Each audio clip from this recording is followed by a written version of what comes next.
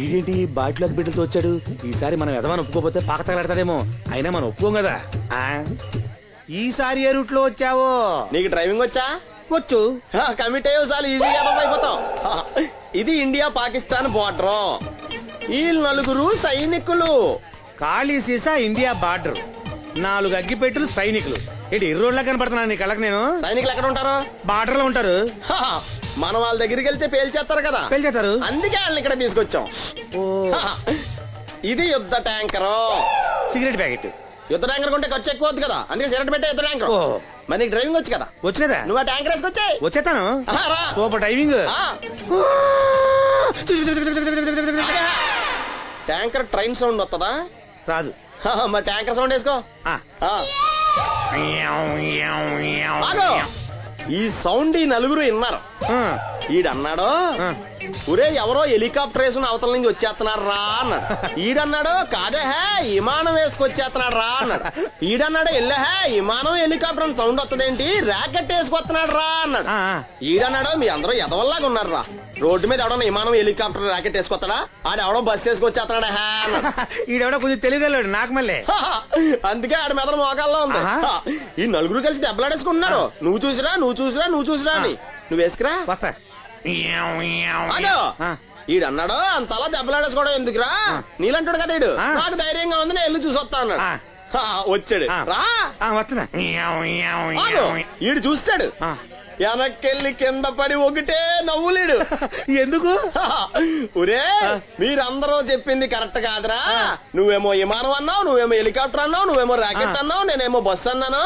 అయ్యేవి కరెక్ట్ కాదురా. ఒక ఎదవెవడో ఖాళీ సిగరెట్ పెట్టి పట్టుకుని డ్రర్ అని సౌండ్ చేసుకుంటా వచ్చేస్తున్నాడు రా అని చెప్పాడు. ఖాళీ సిగరెట్ పెట్టి పట్టుకున్నది ఎవడో? నేనే. అయ్యి డ్రర్ అని సౌండ్ చేసుకుంటా వచ్చేది ఎవడో? నేనే. మరి ఎదవెవరు? నేనే కదా. నువ్వు ఒప్పేసుకున్నావు ఎదవని. 3 సార్లు నిన్ను ఎదవని చేసేసాను. కమాన్ సొక్కమ్మని రమ్మను. నేను పిలవను. ఓన్లీ నేనే లోన్కి వెళ్తాను, అక్కడే బెటర్. వద్దులే, దాన్నే బయట పిలుస్తా, అదే బెటర్. సుక్కే అన్న పిలుస్తున్నా కదా. ఏంటి ఇది? ఏంటి ఆ ఒళ్ళు తెలియకుండా బట్టలు కుట్టడం? అలా కుడితే పాడైపోవు. లక్ష్మి రాసిను రా. దీనికి ఏమైందో ఏమో, ఎప్పుడు చూసినా ఏదో లోకంలో ఉంటది. ఏం పిల్ల నేను కనుక్కుంటాలే. లక్ష్మి ఏమైంది? అక్క రాత్రి కూడా నిద్రపోకుండా ఏడుస్తానే ఉంది. ఆపరేషన్ దగ్గర పడుతుంది కదా, ఆ భయమే ఉంటది. ఆ భయమేమీ లేదంట. మరి ఎందుకు ఏడుస్తుందంట? ఇక్కడ ఉన్నావా? నీకోసం ఇంటికెళ్ళి వస్తున్నాం. దేనికి బాబాయ్? పంతులు గారు మన వాసంతికి మంచి సంబంధం తీసుకొచ్చాడు రా. మన వాసంతికా? అవును, పిల్లవాడు బుద్ధిమంతుడు, మన పక్కూరే, ఒకడే కొడుకు. అతను మన వాసంతిని జాతరలో చూశాడట. పిల్ల నచ్చింది, సంబంధం కలుపుకోవడానికి కబురు చేశాడు. వాసంతికి అప్పుడే పెళ్ళా? అప్పుడే అంటా వింట్రా, పైసా కట్టం అక్కర్లేదంట. మన పిల్ల ఆ ఇంటి కోడలు అనిపిస్తే చాలంట. బాగుందనుకో, కానీ ఇంకా కానీ ఏంట్రా, కాళ్ళకాడికొచ్చిన సంబంధం. మన కష్టాలు మనకి ఎప్పుడు ఉండేయే. మనం బాగుంటే మాత్రం మంచి సంబంధం దొరకొద్దు. సరే అను. మీరంతా ఉండగా నాకెందుకు భయం? సరే శుభం. ఇంకా ఆలస్యం ఎందుకండి, మంచి రోజు చూసి కబురు పెడతాను. మంత్రులు గారు మీరు ఆ పనిలో ఉండండి.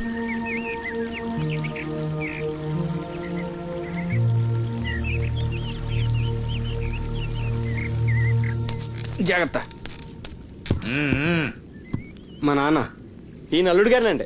నమస్కారం అండి. నమస్కారం. అమ్మా నాన్న చిన్నప్పుడే పోయారు. అప్పటి నుంచి బళ్ళోకి వెళ్ళడం మనిషి పనిలోకి వెళ్ళాను. ప్రస్తుతం ఒంటరిగానే ఉంటున్నానండి. ఒక సొంత ఇల్లు కూడా ఉంది. ఎకరం పొలం 50 గొర్రెలు కూడా ఉన్నాయండి. తల్లిదండ్రులు లేరంటున్నావు, ఆస్తిపాత్రులు బాగా ఉన్నాయంటున్నావు, పైగా ఒంటరాడివి అంటే చెడు తిరుగుళ్ళు అయ్యి ఉన్నట్టేగా. అబే మా వాడు చాలా బుద్ధిమంతుడు.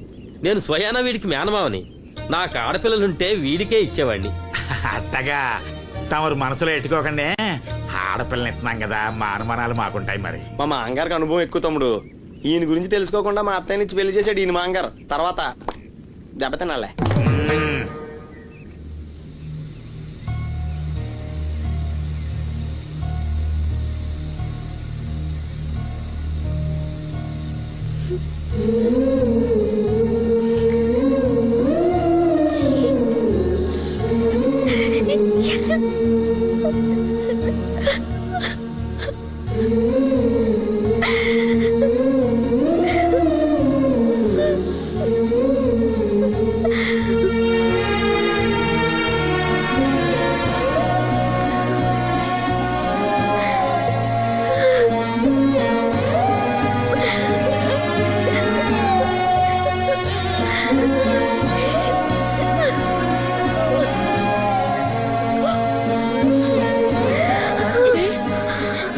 వాసంతి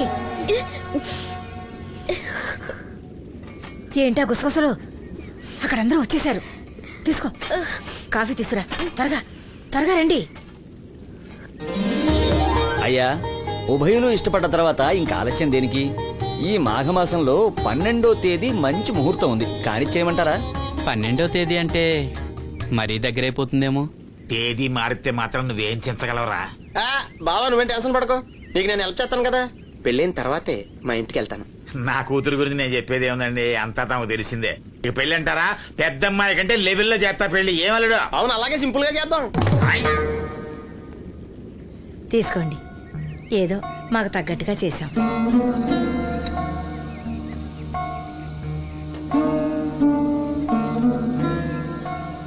ఎరా సీను, ఏర్పాట్లన్నీ బాగా జరుగుతున్నాయా? బానే జరుగుతున్నాయి బాబాయ్. వస్తుంటే దారిలో అప్పలనాయుడు వాళ్ళ ఫ్రెండ్స్ కలిశారా? మన వాసంతి పెళ్లి చూపులంటే వాళ్ళు వస్తామన్నారు.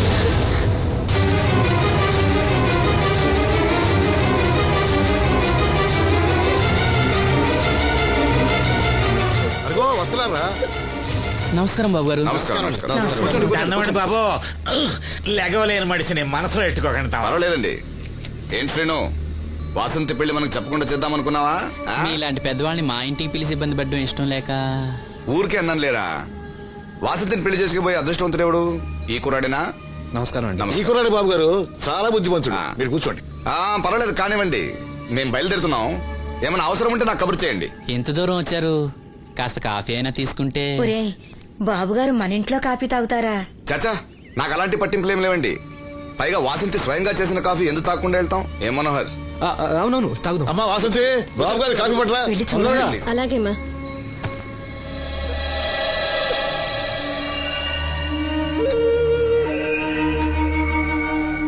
వద్దు. పెళ్లి ఎప్పుడు పెట్టుకోవాలనుకుంటున్నారు? వచ్చే నెల 12వ తేదీ అంటున్నారు. ఇంత తక్కువ టైంలో ఏర్పాట్లన్నీ ఎలా చేయాలో తోచట్లేదు. దాందేముంది, నేనున్నానుగా. మన వాసంతి ఇంకో ఇంటి అవుతుందంటే నాకంటే సంతోషించే వాళ్ళు ఎవరున్నారు? మీరు ఆ మాట అన్నారు, వాడికి అదే చాలు. ఆ దేవుడే మీ రూపంలో వచ్చి సాయం చేస్తున్నట్టు ఉంది బాబు. అవును శ్రీను, నిన్నిలా కళ్ళు లేకుండా పుట్టించినందుకు ఆ దేవుడి మీద కోపంగా లేదా? కళ్ళుండి ఎవరు మాత్రం ఆ దేవుడిని చూడగలుగుతున్నారు? ఆయన గురించి పాడుకునే గొంతిచ్చాడు, అదే చాలు. నువ్వు ప్రతి సంవత్సరం శ్రీరామనవమికి రాముల వారి గుళ్ళో పాట పాడతావు చూడు, ఆ పాట ఒక్కసారి పాడవా? పాడు, విందాం.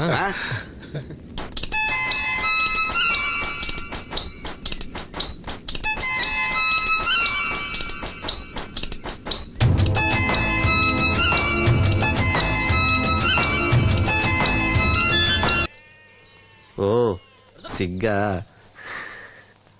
మా సావాసగాళ్ళందరూ పెళ్లి కూతురు ఎలా ఉంటుందని అడిగారు. కడిగిన ముత్యం ఎలా ఉంటుందని చెప్పాను. నీ చెప్పింది నిజమేగా?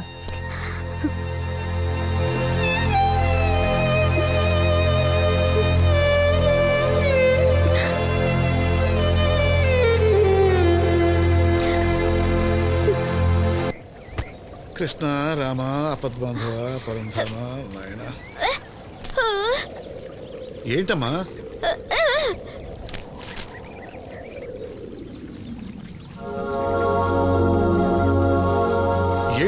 ఏమిటిదంతా? చనిపోయిన వాళ్ళ కళ్ళు పెడితే చూపిస్తుందో రాదో నాకు తెలియదు. కథల్లో ఏవో రాస్తుంటారు, అవేం పట్టించుకోకు.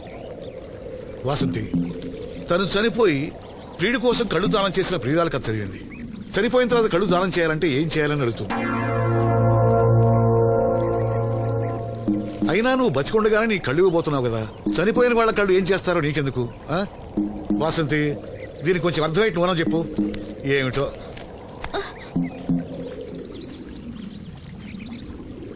లక్ష్మి, మనం అన్నయ్య కోసం అన్ని మర్చిపోదాం అనుకున్నాం కదా.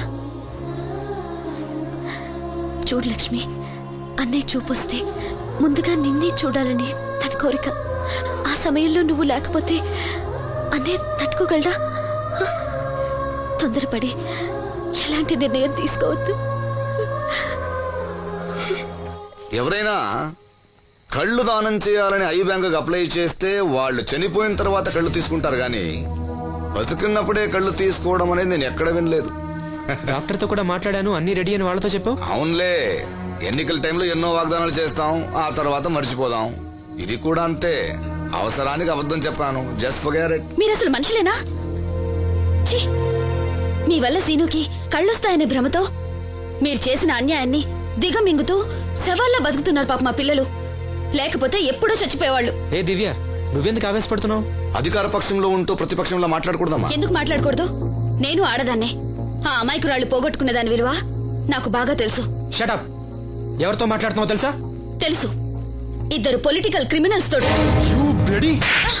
మనోహర్, ఎవరో లో క్లాస్ పీపుల్ కోసం వైఫ్ ను కొడుతున్నావేంటి? ఇది వైఫ్ ఏంటి సార్? Just keep.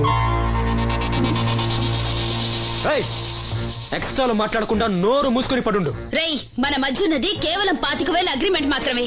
దానికోసం నువ్వు చేసే ప్రతి వెధవ పనికి నీకు తోడుండాల్సిన అవసరం నాకు లేదు. అయితే నీ అవసరం కూడా మాకు లేదు. Good bye. ఏంటి మనోహర్ ఇంత ఆవేశపడుతున్నావు?